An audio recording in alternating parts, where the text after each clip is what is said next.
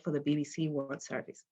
She currently works as a freelancer for the US socio-environmental news agency Monga Bay, and has undertaken 5 reporting trips for them to the Brazilian Amazon over the last 4 years.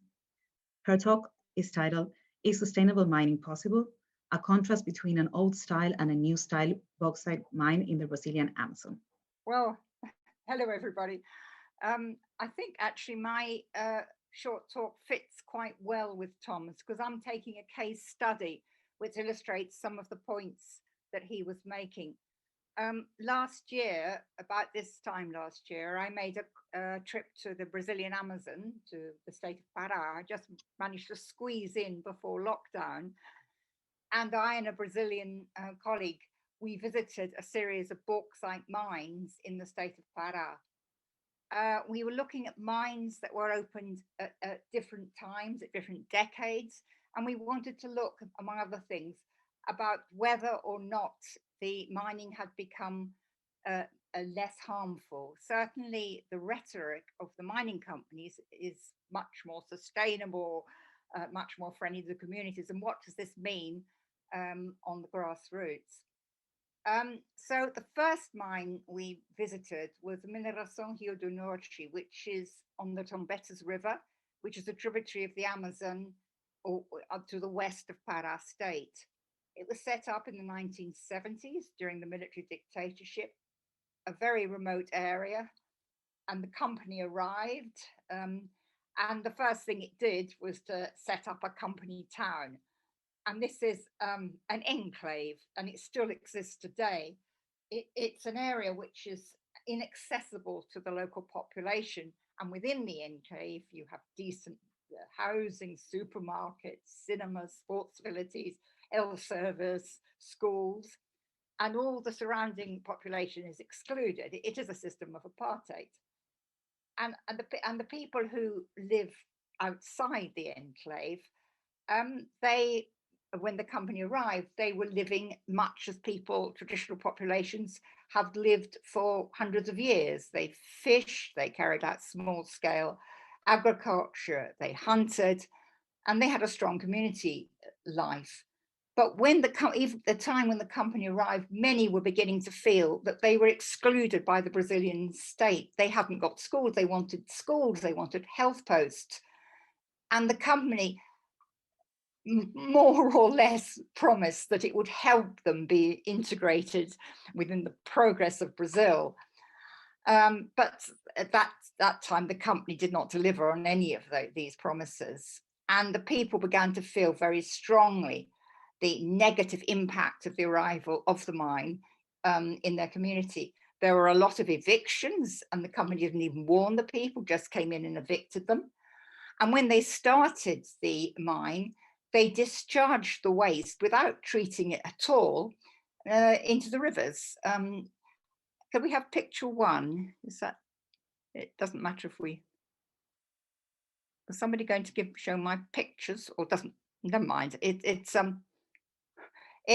This picture is a Batata Lake, and it's a lake not far from the mine, and the photo was taken some time ago, and it's just covered with an orange sludge. Oh, here it is. It's this one here.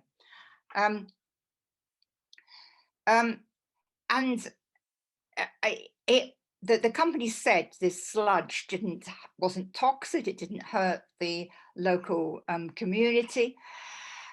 It may not have been toxic, but it killed life in the rivers because it was so thick that no fish could survive. The people had to drink this water. They began to feel ill.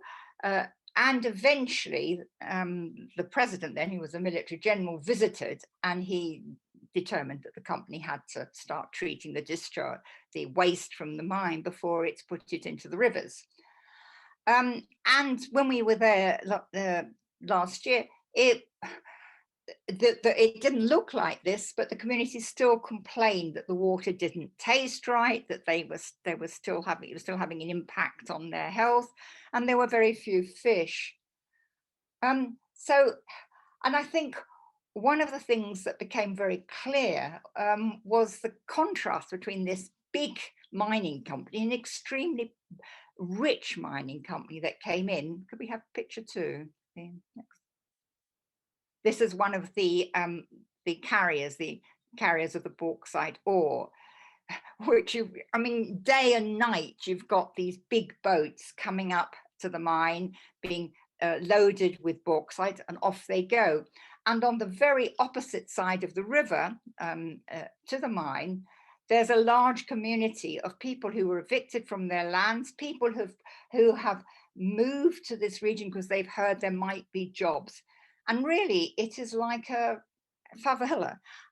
We spent a night there, and I was amazed on the.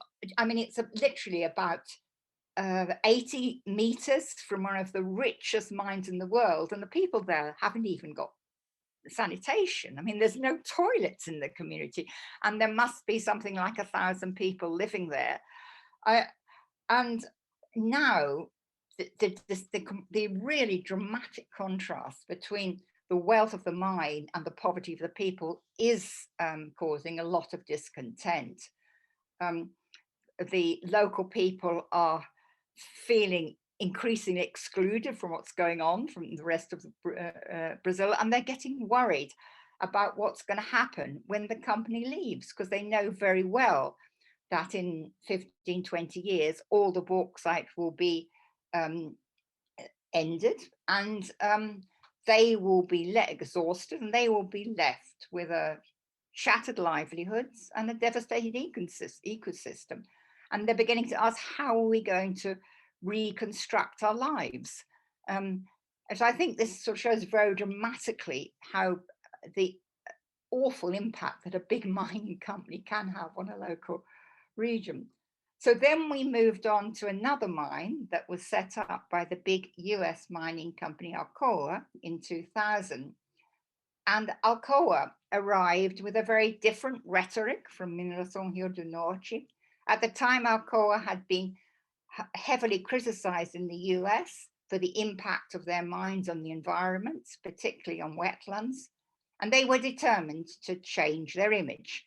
They were going to have better relations with communities. They were going to mine without pollution. They would help the communities of schools with health centers. So how has this worked out? There have been advances. There is no apartheid. The Alcoa didn't go in and set up a company town. They lodged their employees in the local town, Juriti. They have promised jobs, schools, and health centers to the local residents. They have delivered some of this. And in return, they have got the support, I suppose, of a majority of the people in Juriti. But from the beginning, there was strong opposition from a little community, Juriti Velho, which is about 20 kilometers away, where Alcoa was planning to set up its first mine. And the people there didn't want the mine. They'd seen the harm that the Mineração Rio do Norte had caused. I mean, social movements had taken them to the Trombetas to see what harm had been done by the mine there. And they didn't want it. I mean, Alcoa, when it arrived in the region, had promised compensation to all the families who were affected, but it refused to accept that the people that lived in Juriti Velho qualified for any compensation. And it's interesting because it was partly a cultural clash. I mean, the families in Juriti Velho didn't have titles to their land, but I mean, very few traditional families in the whole of the Amazon basin have titles to their land. They've occupied their land, and the Brazilian government has only given land titles to a few. But this does not mean that these families don't have rights. By the time Alcoa arrived, Brazil had a form of democratic rule. It returned to democratic rule in 1985. And I think this is more important. They had a new progressive constitution passed in 1988, which recognized the rights of traditional people. But Alcoa just didn't get this. For them, the families didn't have land titles, so they were squatters, and they could get rid of squatters. They didn't have to pay them any compensation.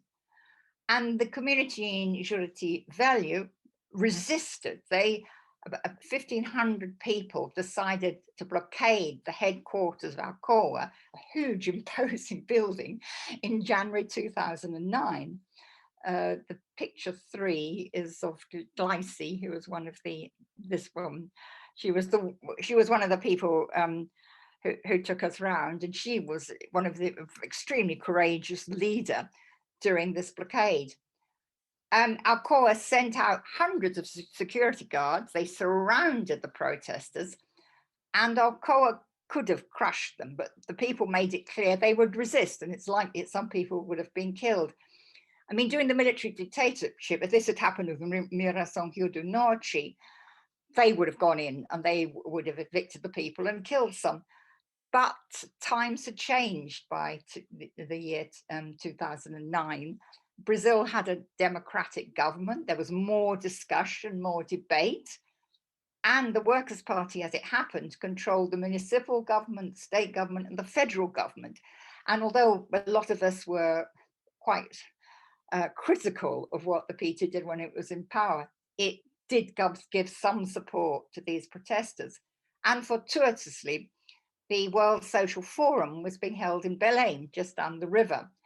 And they sent enthusiastic messages of support. They broadcast to the world what was going on. It went into the international press, and Alcoa decided to back down. It sent in one of its top executives, the CEO of its Latin American operations, and he went up to the communities and the protesters and said, "How much do you want?" And the protesters replied, "We don't want money, we want land titles, and we want to share in your royalties." And he backed down. He gave them all that. It was a victory, but it was only partial because the Girati Velho couldn't stop the mine.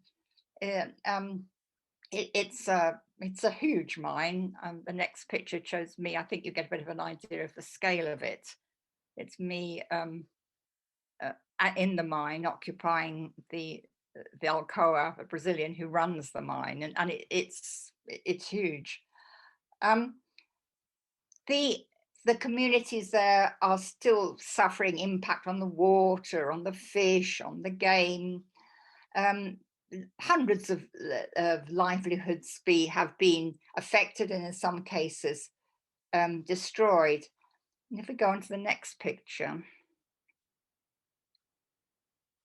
And because I think in a way this encapsulates what I've been saying. We talked to these two men in this picture, and both of them, before the mine had arrived, had earned their living by gathering Brazil nuts in the forest and selling them. And when the mine arrived, they were paid some compensation, but they were evicted. They had no livelihood. So now they earn their living in collecting rubbish in Girati Velho. And among the rubbish we noticed were some aluminium cans. So the whole process has come full circle. So I'm wondering, I think I better stop. I mean, we can discuss, I'm wondering what lessons we can learn from these two experiences, but it's probably better if we discuss that in the session later. Thank you very much.